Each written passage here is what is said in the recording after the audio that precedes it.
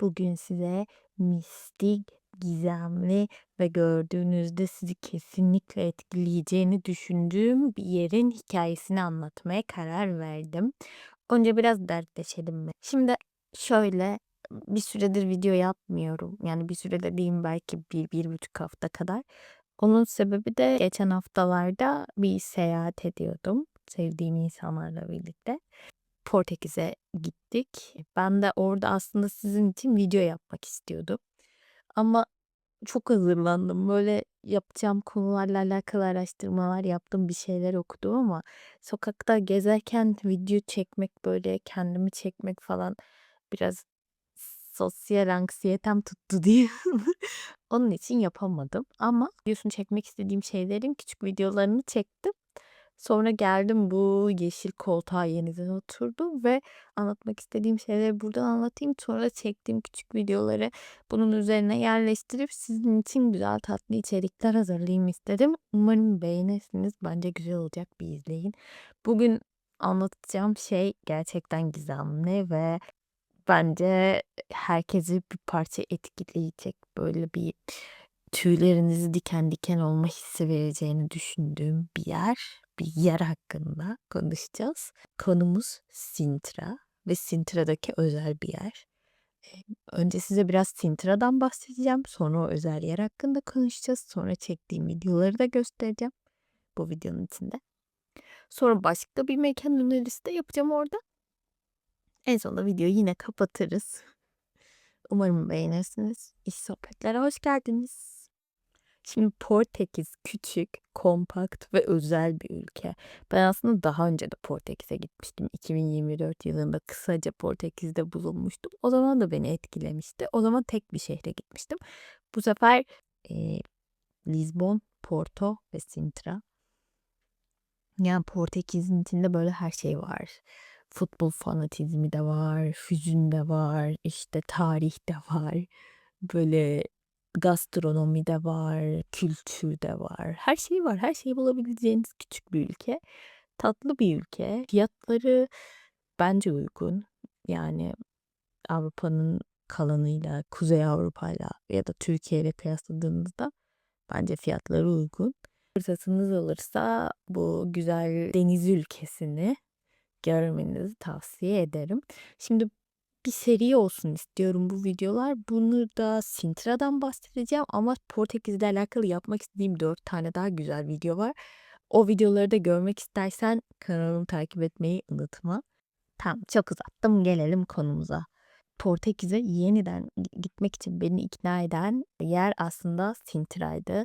Neden bu yerden bu kadar etkilendim? Gitmeden önce dedim ya, video yapmak istiyordum ve biraz araştırmak istedim. Bu Sintra bölgesi aslında Lizbon şehrine baya yakın.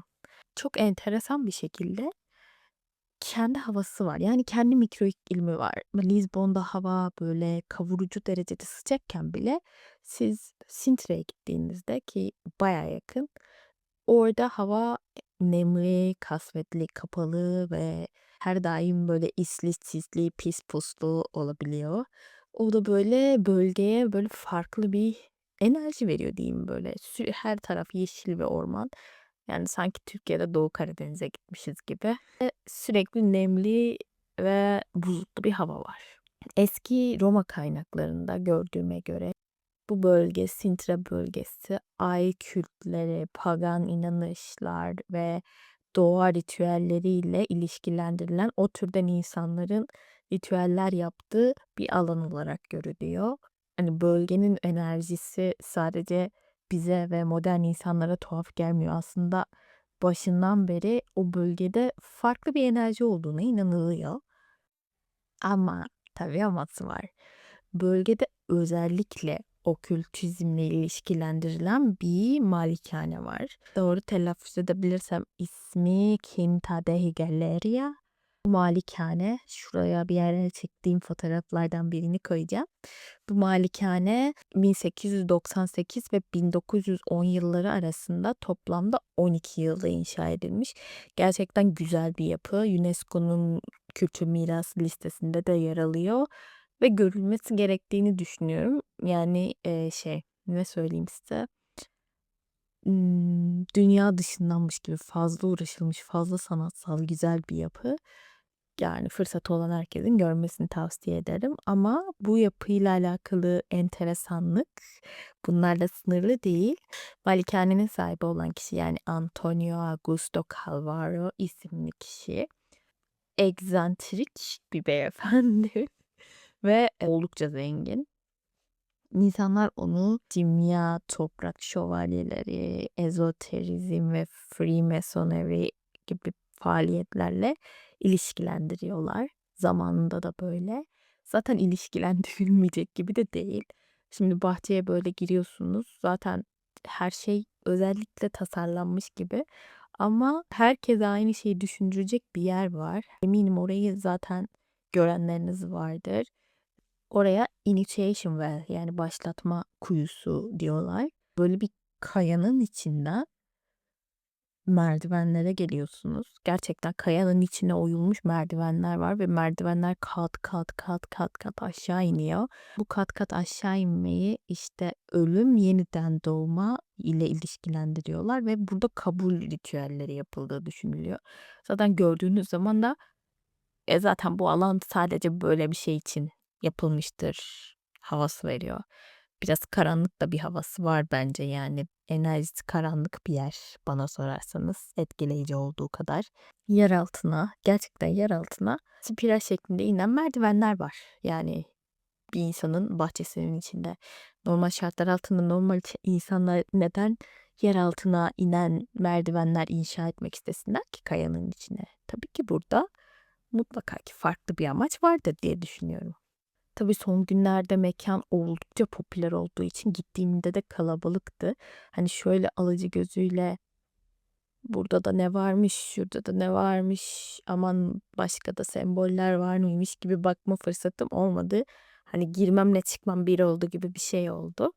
Ama fırsatınız varsa gidip iyi bir kendi gözünüzle görmenizi isterim. Yani hani böyle oturup da dünyanın içindeki komplo teorilerini düşünen insanların söylediği şeylerin gerçek olduğunun kanıtı gibi bir şey aslında o bahçedeki o kuyu. Tabii Instagram açısından da değerlendirirsek güzel fotoğraflar çıkıyor. Bence yani bir gidip görün. Eğer fırsatınız varsa gidip görülesi, gezilesi bir yer olduğunu düşünüyorum. Sintra'da başka ne yapılabilir bu mekanı görmek dışında? Böyle küçük merkezi var Sintra'nın. Gezmesi keyifli. Böyle tatlı atıştırmalıklar, böyle pastaneler görebilirsiniz. Hediyelik eşya dükkanları var. Güzel restoranlar da var yemek yemek için. Yani Sintra'nın merkezinde de yapılacak şeyler var. Bir de bir saray daha var. Yani aslında bölgede çok saray var. İslamiyet etkisiyle bu Endülüs Emevi Devleti'nin İslamiyet etkisiyle yapılmış İslami saraylar da var. Ama zaten hani böyle yapıların mimarisine baktığınız zaman o ım, ne diyeyim Endülüs etkisini zaten yapıların mimarisinde de görebiliyorsunuz. Bir saray daha var. Bu saray da fotojenik bir saray.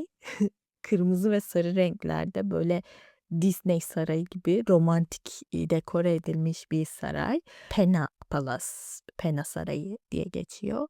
Gerçekten büyük ve görkemli bir yapı. Mutlaka görmenizi tavsiye ederim. Çünkü değişik. Yani hani dünya üzerinde başka bir örneği yoktur diye düşünüyorum. Saraya romantik dedim ama gerçekten romantik mimariyle inşa edilmiş bir saray. Bu arada şöyle bir şey var. Gitmeden önce bilet almanızı öneririm eğer gidecekseniz. Çünkü kalabalık oluyor. Gerçekten kalabalık oluyor. Sarayın içine giriş biletiyle bahçeye giriş Pena Garden bileti diye. Bahçeye ve sarayın dışına giriş bileti ayrı satılıyor. Sarayın içine girmek için çok ciddi ciddi bir sıra var ve ben yorumlara baktığım zaman bu konuyla alakalı sanki sarayın içini gezenler bundan pek memnun kalmamışlar. Yani farklı bir şey gelmedik tarzı yorumlar yapmışlardı ama sarayın dışında gezmek, işte fotoğraf çekmek, biraz zaman geçirmek, belki içindeki kafede oturmak, bir kahve içmek falan. Bunlar keyifli. Da göz önünde bulundurun isterim. Hani hem uzun bir kuyruk beklemezsiniz hem de zaten güzel şeyler görürsünüz diye belki sadece sarayın dışını gezmeyi tercih edebilirsiniz diye düşünüyorum. Onun dışında Sintire'ye gitmeden önce dedim ya size video çekmek istiyordum diye. Sintire hakkında insanların yazdığı yorumları okumak istedim. Özellikle hani yabancı yorumları, dünyadan yorumları okumak istedim. Birkaç tane çok ilginç yorum gördüm. Mesela işte birisi şey yazmıştı. Ormanda işte saatlerce yürüdük ama sanki sadece yarım saat yürümüşüz gibi hissettiriyordu. Sintire gerçekten zaman algısının garipleştiğini hissettiğim bir yer oldu diye yazmış. Birisi de şöyle demiş işte. Huzurlu ama aynı zamanda tekinsiz hissettiren bir yer. Bu yorumlardan sadece 3-5 tane yok. Bir sürü insan böyle hissetmiş. Yani aslında insan ruhuna dokunan da bir enerjisi var yani bu alanın yok değil. Ben Cinderella ile alakalı bayağı konuştum. Planlarım bu videonun içerisine bir yerlere eklemek, çektiğim videoları, bak fotoğrafları, bak kendi fotoğraflarımı da koyarım. Beğenir misiniz bilmem. Eklemek istiyorum. Umarım videomu beğenmişsindir.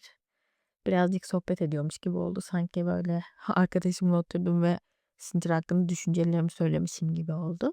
Umarım videomu beğenirsin. Bir sonraki Portekiz videolarımı da yapmak için beni cesaretlendirmek istiyorsan videoma yorum yapıp kanalıma abone olur musun? Onlar da güzel olacak. Belki daha eğlenceli olacak. Bu kadar gizemli de olmayabilir. Belki yemeklerle alakalı bir şeyler de yapacağım. Neyse çok uzattım değil mi? Kapatayım ben artık.